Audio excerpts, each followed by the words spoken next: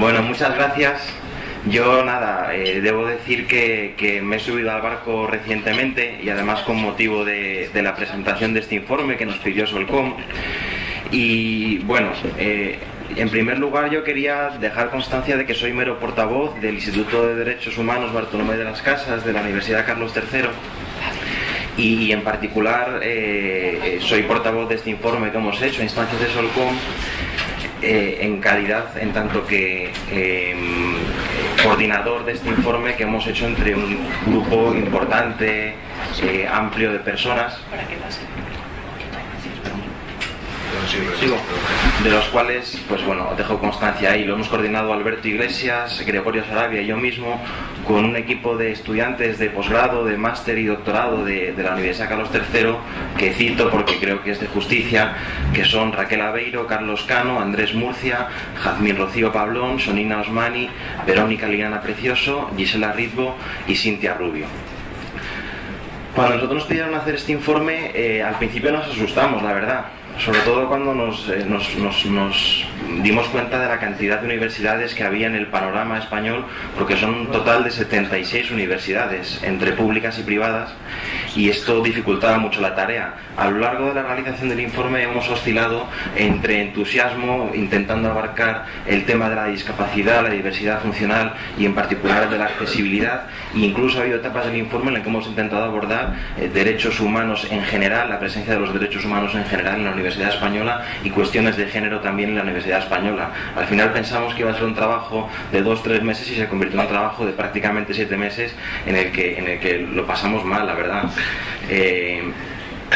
Bueno, como tengo poco tiempo, yo lo que voy a haceros es una presentación muy somera del informe que tenéis a vuestra disposición y que ya podréis consultar más detenidamente porque son, pues no sé, ciento y muchas páginas, creo recordar, donde aparece además desglosado pues por cada universidad el grado de cumplimiento que estimamos que he tenido, es decir, el grado de la presencia de asignaturas o de contenidos relativos a la discapacidad y en particular a la accesibilidad. Ahora explicaré un poquito mejor esto en sus planes de estudio, ¿no? La base normativa del informe, que es la parte donde quería arrancar, y dicho muy rápidamente, en líneas generales partiría de 3 documentos. Ya se ha citado aquí el más importante de ellos, que sería la Convención Internacional sobre los Derechos de las Personas con Discapacidad, y en particular del artículo 9 que se dirige específicamente a la promoción de la accesibilidad, a la supresión de las barreras arquitectónicas y otras, no solo las arquitectónicas, para promover efectivamente los derechos de las personas con discapacidad. Y muy en particular hay una resolución del Consejo de Europa que es importante estos efectos, en donde se establece que se debe incluir en los currícula de las enseñanzas en general, pero en particular de las enseñanzas universitarias, literalmente todas las actividades relacionadas con el entorno de la construcción. Pero no solo, porque se añade una precisión importante en ese documento normativo, y es que se dice que no solo tendrán que centrarse en la edificación, el transporte y el urbanismo, sino también en la comunicación, la información y la señalización, teniendo, digamos, presente con ello pues la idea de fomentar, por ejemplo, el uso del braille y otro tipo de comunicación, digamos, para facilitar la accesibilidad en diferentes órdenes de cosas. Y el último documento, que seguro que conocéis también, es la Ley 51/2003 de Igualdad de Oportunidades, No Discriminación y Accesibilidad Universal de las Personas con Discapacidad, donde se empieza a hablar de conceptos que son importantes, ahora veremos por qué, a efectos de este estudio, como el de ajuste razonable y el de diseño para todos. Son importantes porque en particular, lo digo ya desde el primer momento, aunque luego lo especifico un poco mejor, nosotros hemos ceñido el estudio a ver la presencia de asignaturas relacionadas con la accesibilidad en los planes de estudios. Al principio quisimos abarcarlo todo y entonces incluimos pues todas las asignaturas que de algún modo trataban el tema de los derechos humanos pues en las facultades de Derecho fundamentalmente y en otras facultades, y que incluyesen dentro de su programa de estudios contenidos relativos a accesibilidad, porque no siempre es el caso. Hay muchas universidades donde se enseñan derechos humanos, pero incluso desde la óptica rancia, vamos a decir, del derecho natural, donde no se habla para nada ni de derechos de las personas con discapacidad, ni de los niños, ni de las mujeres, ni de cantidad de colectivos que por sus especiales condiciones pues solemos definir como grupos vulnerables, ¿no? En ese sentido, pues al principio, digamos, miramos muy alto y luego poquito a poco nos fuimos dando cuenta de que el estudio era inabarcable para el periodo de tiempo que teníamos, por una parte, y por otra parte, y ahora voy con la segunda parte de la base normativa del informe, porque haciendo una interpretación, digamos, restringida de la normativa, la obligación que se imponía a los poderes públicos y a las universidades era más bien exclusivamente en materia de accesibilidad, es decir, no miraba tanto a la sensibilización en cuestiones de derechos humanos, en cuestiones de discapacidad o de diversidad funcional, sino más específicamente a cuestiones de accesibilidad, pensando sobre todo pues, en las ingenierías de diverso género o en otros estudios como los de comunicación audiovisual, información y documentación, etcétera. Voy a lo que acabo de denunciar, la segunda parte de la base normativa, que es la que nos atañe más específicamente, que es la española, ¿no? Y en este caso en relación con las universidades. La Ley Orgánica de Universidades de 2001, que se reformó en 2007, incluye una disposición adicional, y el que sea una disposición adicional quizá también es digno de mención, ¿no? Dice que todos los planes de estudios propuestos por las universidades deben tener en cuenta que la formación de cualquier actividad profesional debe realizarse desde el respeto y la promoción de los derechos humanos y los principios de accesibilidad universal y diseño para todos. Aquí se recoge ese término de diseño para todos que os avanzaba antes. Y en el Real Decreto 1393/2007, que es sobre el cual se ha construido, hemos intentado hacer todo el informe, es el decreto en el que se establece, digamos, los planes de estudio, cómo deben estar formados, cómo deben estar configurados los planes de estudios de las universidades españolas.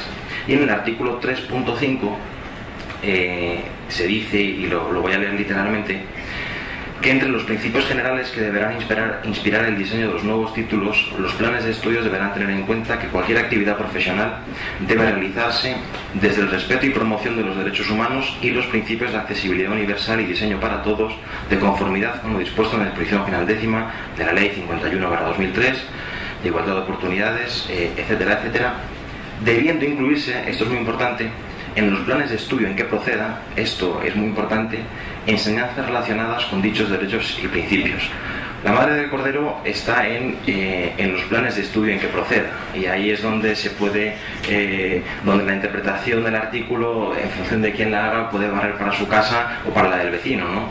Y ahí es un poco donde nos hemos debatido, porque no queríamos ser excesivamente maximalistas, no queríamos hacer un informe demasiado derrotista o demasiado catastrófico, porque probablemente iba a ser tachado, podría ser tachado pues no sé, de quimérico, utópico, irreal, qué sé yo, este tipo de apelativos que seguramente habría recibido en tantas ocasiones y con el que siempre genera pues mucha frustración, ¿no? Pero tampoco queríamos ser benevolentes, entonces jugando un poco con la interpretación de los planes de estudio en que proceda y adoptando una interpretación, ya veremos, moderadamente restringida del artículo, pues fue como hicimos el informe. El resultado sigue siendo, lo veremos después, bastante catastrófico, pese a todo. Es decir, si hubiéramos adoptado una interpretación maximalista del artículo, pues es que apague y vámonos, ¿no?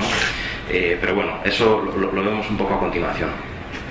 Entonces, diferentes o posibles interpretaciones del Real Decreto sobre el cual toma base este informe.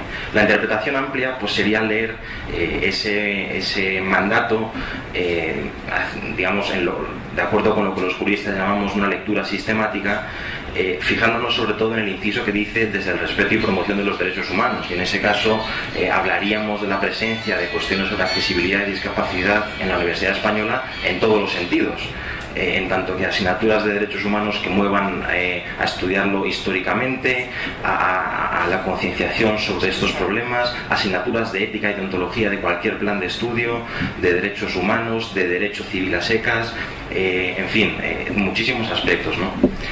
La interpretación restringida, que es en líneas generales a la que nos hemos acogido finalmente, tendería a hacer una lectura más literal del artículo y fijándonos muy especialmente en una remisión que hace ese artículo que os he leído antes a la disposición final décima de la Ley 51/2003. Esto es un tejemaneje jurídico de remisiones y contrarremisiones que puede ser un poco confuso, pero al final, para hacer este tipo de cosas hay que meterse en la letra pequeña para poder sacar algo en claro y para poder dirimirlo, digamos, con todas las de la ley frente, en este caso, a las universidades.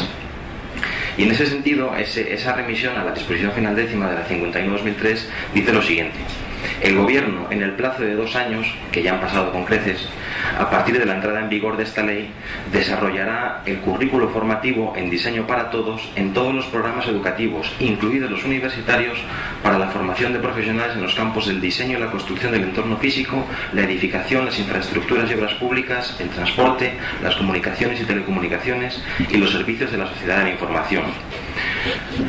El artículo es interesante porque, digamos, ve la accesibilidad en clave más o menos amplia, no entendiéndola exclusivamente en clave de barreras arquitectónicas, sino, como os decía antes, también pensando en los profesionales de la comunicación y la información. Y un poco así es como hemos distribuido un poco la lista de los grados en los que nosotros hemos hecho una búsqueda principal, ¿no? Y ahí podríamos distinguir 2 bloques: grados que se dediquen específicamente o en líneas generales al diseño y la construcción, y ahí pues no os voy a leer la lista entera, pero se pueden incluir pues las arquitecturas, ingenierías de la edificación, diseño industrial, ingenierías de caminos y otras varias, urbanismo.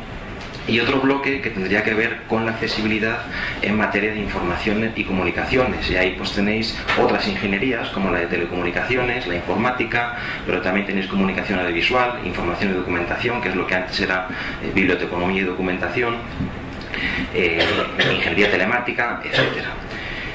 Estos grados, que los hemos tasado, porque al final queríamos hacer un estudio, digamos, cuantitativo, dando cifras claras, por mucho que a veces lo cuantitativo pueda arrojar resultados un poco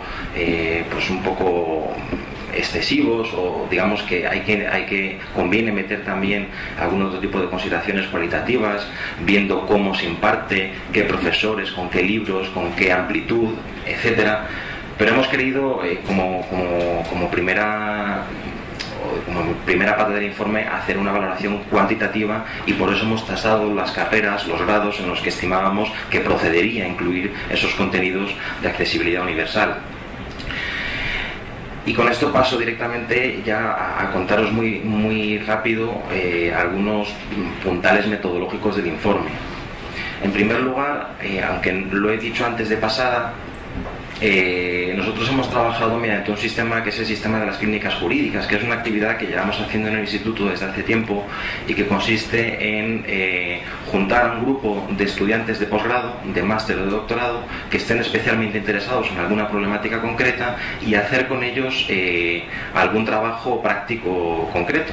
En este caso, pues un informe que nos pidió Solcom, en otros casos informes o dictámenes que se nos piden desde diversas administraciones, para que ellos se vayan iniciando en el trabajo práctico de derechos humanos, jurídico, y que vayan viendo un poco sobre el terreno y no solamente sobre la teoría de las cosas. Por eso es por lo que teníamos toda esa retahíla de autores que han colaborado en el recabado de información, que os puedo asegurar que ha sido dificultoso, por decirlo levemente. Segundo aspecto, bueno, hemos trabajado con fichas. Nosotros hicimos, para que no se dispersara mucho la información, y como éramos muchas personas para recabar la información, porque de otra manera era imposible, una persona solo es incapaz de abordar todo este trabajo, hicimos unas fichas con una serie de ítems a los que había que responder sí o no, con unos y con ceros, para luego poder elaborar tablas. Tercer elemento, hemos buscado fundamentalmente en páginas web. Esto yo lo digo, digamos, en aras de la humildad, porque un estudio más en profundidad habría requerido hacer un análisis universidad por universidad, teléfono en mano, cosa que hemos hecho en algunas ocasiones. Lo que ocurre es que cuando lo hemos hecho nos han reenviado directamente a la página web, la mayoría de las veces. Por lo tanto, al final, en los tiempos en que corren, las páginas web son prácticamente la única herramienta que tenemos para hacer esto, o la mejor herramienta para hacer esto. Otro problema que hemos tenido, y que conviene decirlo desde ya, un poco para alertaros sobre el hecho de que quizá dentro de unos años convenga volver a hacerlo, es que estamos en pleno, sí, ¿qué le vamos a hacer? Estamos en pleno proceso de Bolonia, de adaptación de la enseñanza universitaria al proceso de Bolonia, y hay muchas universidades que lo acaban de empezar, que están por empezarlo el año que viene, otras lo han empezado y ya van a llegar al cuarto curso con los nuevos grados. Es decir, hay una disparidad enorme entre universidades, mucho desconcierto a la hora de reconfigurar los planes de estudios y mucho desconcierto en particular en las páginas web, porque hay muchas páginas web que están incompletas, planes de estudio cuyos programas no figuran todavía enteros. Entonces hemos tenido muchas dificultades y por eso hemos tenido que recurrir en muchos casos también al teléfono, al correo electrónico. Otro aspecto importante metodológico a comentar: hemos buscado sobre todo por asignaturas. ¿Qué quiero decir? Que nos hemos fijado o hemos preferido fijarnos en asignaturas que se dediquen exclusivamente o monográficamente al tema de la accesibilidad universal o al tema de la discapacidad.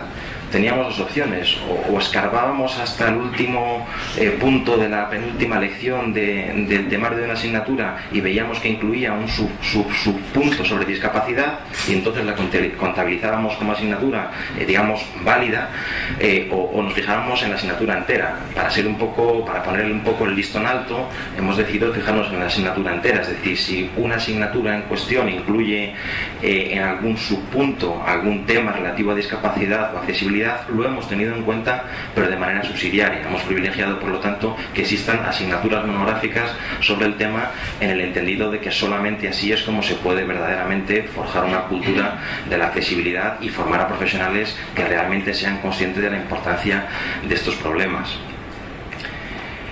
Y el último punto metodológico que quería comentaros es que, como os he dicho antes, hemos adoptado un punto de vista fundamentalmente cuantitativo. El resultado final pues son unas fichas parecidas a esta que os coloco aquí. Aquí, por ejemplo, es el ejemplo de la Universidad de La Coruña. Entonces, ¿qué es lo que hacemos? Incorporamos una primera casilla. Siento que esto sea tan pedestre, pero bueno, creo que es la manera de... Bueno, una primera casilla en donde contabilizamos las asignaturas sobre accesibilidad que efectivamente existen en esa universidad. En el caso de La Coruña, 0, ni una sola de todos sus grados y licenciaturas.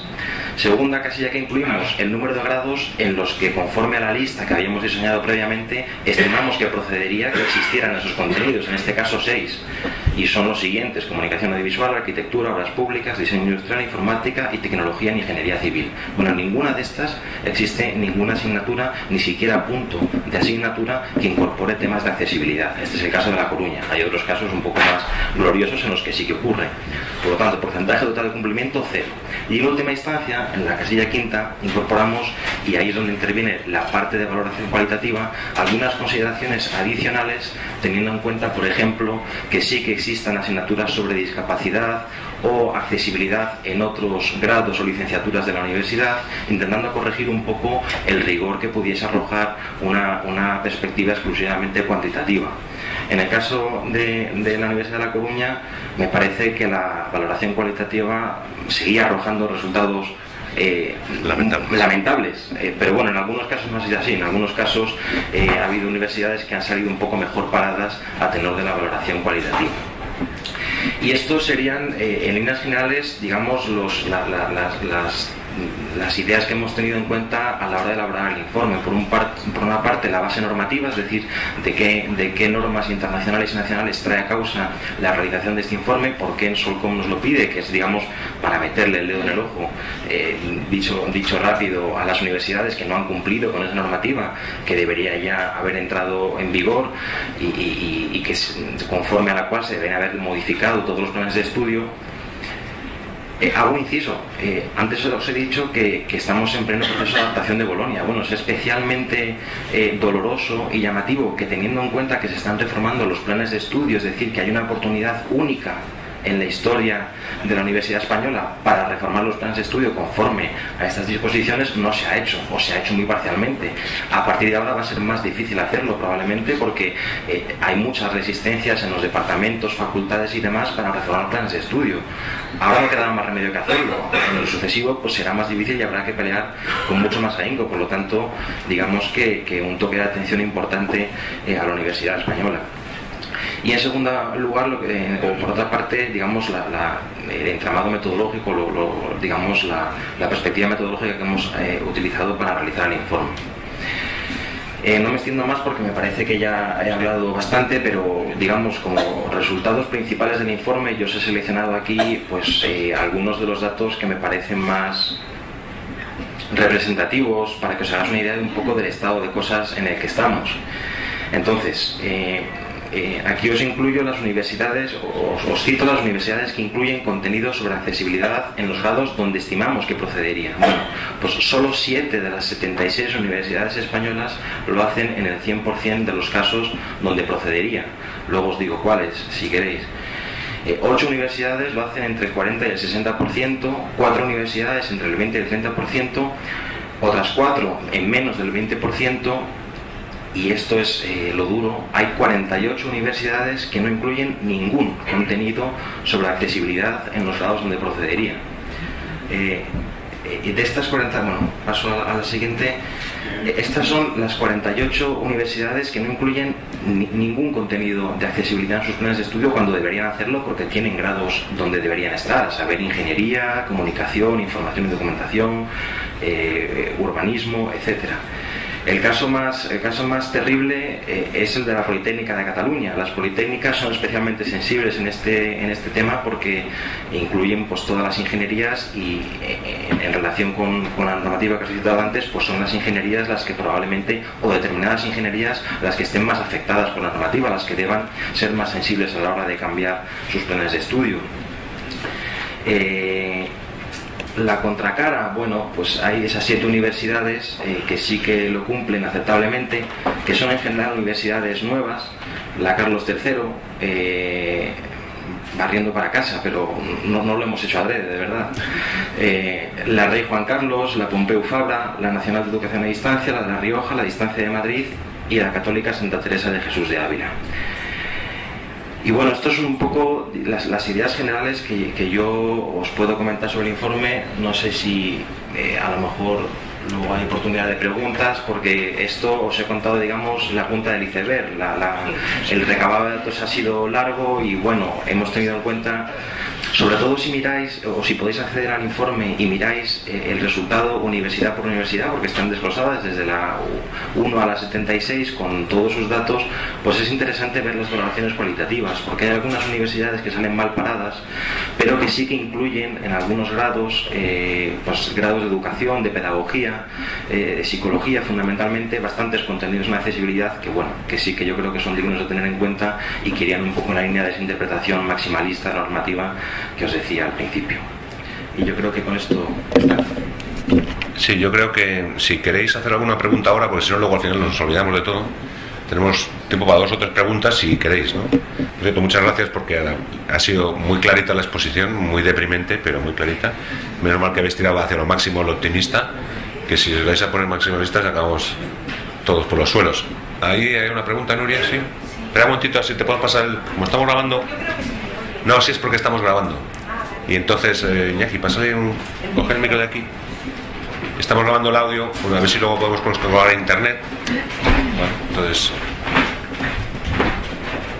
a ver si podemos, que no.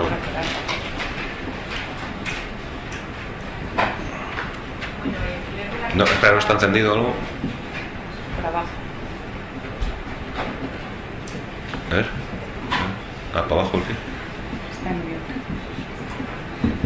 Ahora. En primer lugar, felicitar a Sorcom por su propuesta tan magnífica e interesante, y luego en segundo lugar quería hacer solo una pregunta. Quería plantearos si os habéis puesto en contacto con los diferentes servicios, con las oficinas de integración de personas con diversidad funcional de las universidades, porque es verdad que desde las oficinas se está haciendo una labor importante en este ámbito de accesibilidad.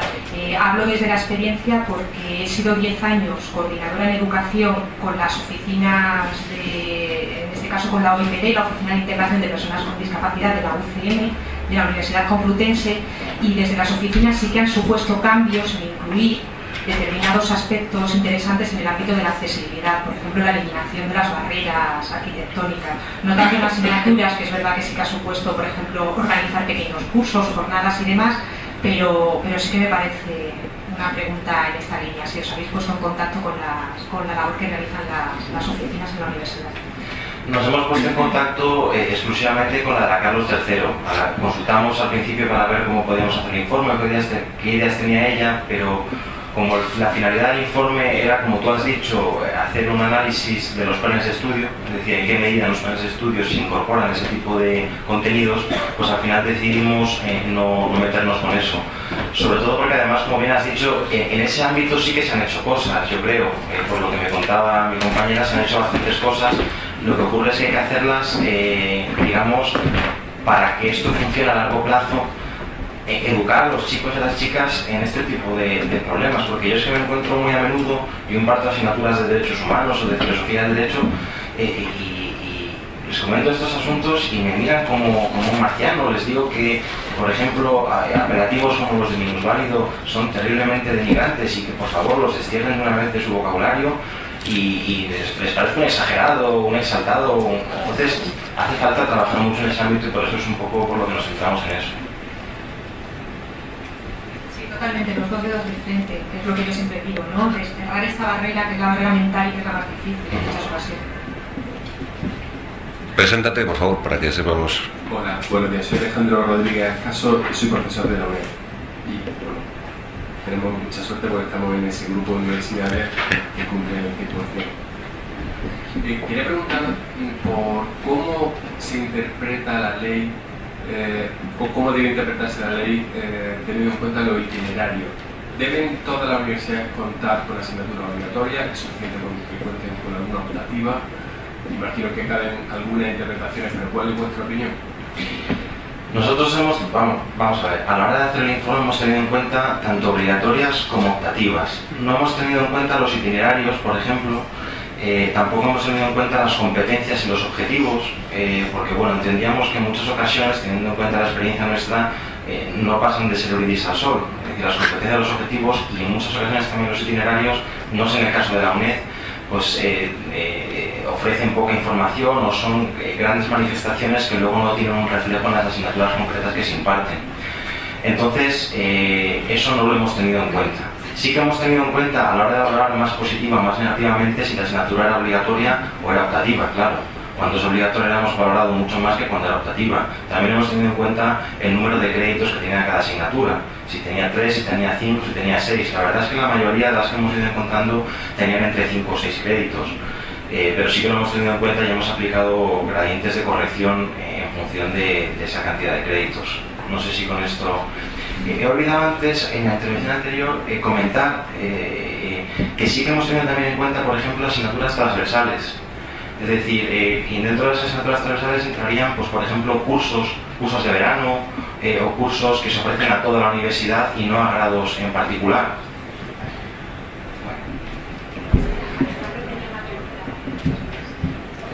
Bueno,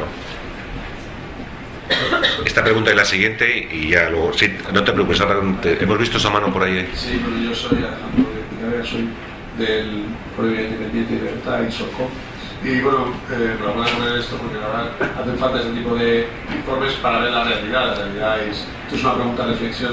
En primer lugar es que si en la educación, que para mí es la base de todo, para construir una sociedad mucho más plural e inclusiva, en el futuro tenemos este informe demoledor, pues creo que estamos sentando las bases para no crear una sociedad inclusiva dentro de unos años. Si los chavales que estudian ahora en la universidad son los que tienen que saber algo de esto, luego cuando terminan la carrera es cuando tienen que ponerse las pilas y tienen que empezar a aprender lo que tienen que haber aprendido en la carrera, pues mal vamos, ¿no? Y por otro lado, quería saber si habéis tenido contacto directo con alguna universidad, además de la vuestra, y qué explicación nos dan, o os hablan, hay desconocimiento, les suena chillo, se van a poner las pilas, hay motivación para ponerse al día, para que la competición se cumpla. La gente no tiene ni idea de nada y no quiere saber. ¿O cómo? Mira, contacto directo, la verdad que hemos tenido poco. Hemos llamado por teléfono en muchas ocasiones, hemos escrito correos electrónicos, pero claro, nos atienden generalmente personal de administración y servicios que no sabe en general por qué es el plan de estudios, cómo se hace, y además es que es difícil saber cómo se hace el plan de estudios.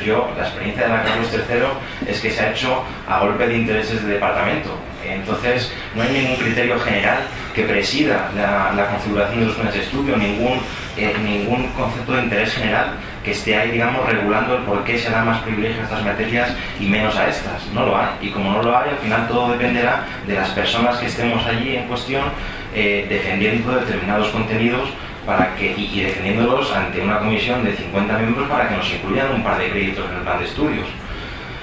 Entonces, pues, no sé, eso es un poco la realidad. No hemos hablado con gente en concreto y además es que sería difícil. ¿Con quién? ¿Con el decano, con el vicedecano, con el rector, con el departamento de Derecho, con el departamento de Ética? Pues es complicado. Nosotros vamos a hablar con el rector, no te preocupes. O vamos a intentarlo, por lo menos. Bueno, muchas gracias. Ay. Sí, pero acércate más al micro, por favor. Muy bien. Así. Yo soy Enrique López Clavel y felicito al grupo de investigadores, en especial al profesor Luis, que ha hecho este trabajo interesante, donde arroja unos datos que siempre los datos son valorativos, aunque realmente al final, cuando vemos los datos, nos asombramos muchísimo. Yo acabo de terminar una investigación también con la Universidad y el Real Patronato sobre la presencia de la discapacidad en los medios de comunicación.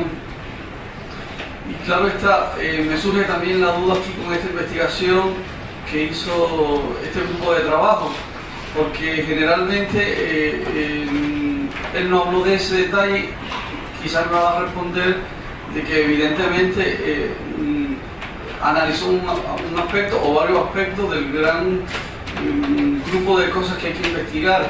Pero bueno, una cosa es por qué no se dan materia y contenido sobre discapacidad en la universidad, y también la presencia propiamente de las personas diferentemente funcionales dentro de las universidades.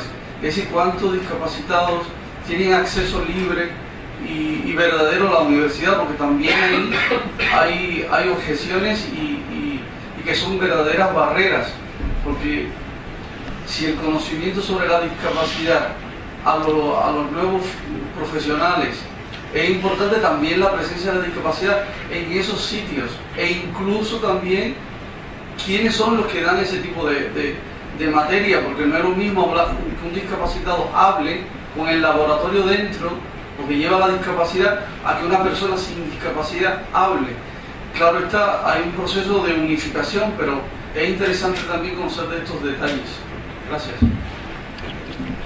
Bueno, totalmente de acuerdo contigo, la verdad. Yo en ese aspecto, de todos modos, también por mi experiencia en la Carlos III, soy un poco más optimista, porque la experiencia concreta que he tenido es que a estas alturas de mi corta carrera universitaria, pues he tenido ya bastantes alumnos con algún tipo de discapacidad, y bueno, en concreto la oficina de atención a la discapacidad en la Universidad Carlos III funciona bastante bien, y bueno, pues siempre nos pincha un poco para que estemos atentos, y que si hacemos documentos los entreguemos antes para que puedan ser pasados a braille, en fin, para todo este tipo de cosas. Pero bueno, sí, estoy de acuerdo contigo, tienes toda la razón. Bueno, pues muchísimas gracias, Luis, de verdad, porque se nota que te lo has currado. Te lo sabías entero. Para los que no lo sepáis, lo que tenéis en vuestras manos es un extracto de 4 páginas, porque como han currado tanto, el documento que hicieron era infumable desde el punto de vista de traerlo aquí.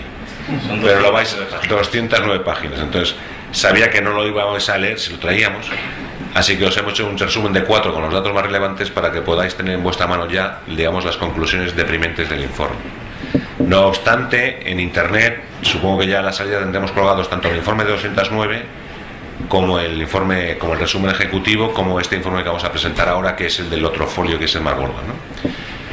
Solamente me gustaría recordaros que estuvisteis en el año pasado en la presentación del informe Solcom. Quizá algunos recordéis que don Rafael de Asís, profesor de la Universidad Carlos III, se comprometió públicamente a hacer este informe, ¿no?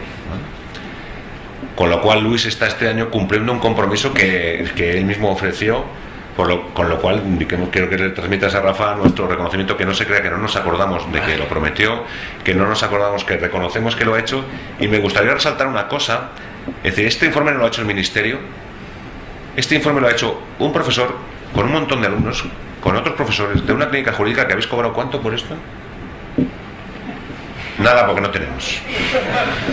Vale, entonces quizá es más lamentable todavía que teniendo un ministerio que hace todo tipo de estudios y que tiene una oficina entera de proyectos y estudios y departamentos, tengamos que ser la sociedad civil la que, con la colaboración y la buena voluntad de determinados departamentos universitarios, tengamos que sacar a la luz estas miserias que llevan años escondidas, ¿vale? Por poner las cosas en su sitio. Es decir, que al final ellos han hecho lo que han podido con una, digamos, que os agradecemos muchísimo el trabajo, pero que quede muy claro que no habéis cobrado un duro porque no teníamos un duro, ¿vale? No, bueno, sí, no sé, no, lo que quiero decir es que me indigna que estos estudios, o sea, que haya oficinas enteras de ministerios dilapidando millones de euros en estudios, voy a ser este tipo de cosas, ¿vale? Pero que luego los estudios que podrían significar una revolución los tengamos que hacer la sociedad civil. En esa línea, cuando me llegó el estudio, lo primero que dije es: voy a ver cómo denuncia a 60 universidades en España. Vamos a ver cómo Solcom lo hacemos para denunciar a 60 universidades, ¿no? ¿A dónde vas? Pues más da una que 60, ¿no? 8 que 80, uno que 60, ¿no? O 60 y tantas. Claro, luego los abogados ya empezamos. Bueno, es que claro, porque en fin... Joder, está muy claro, ¿no? Ya, pero el informe, tal...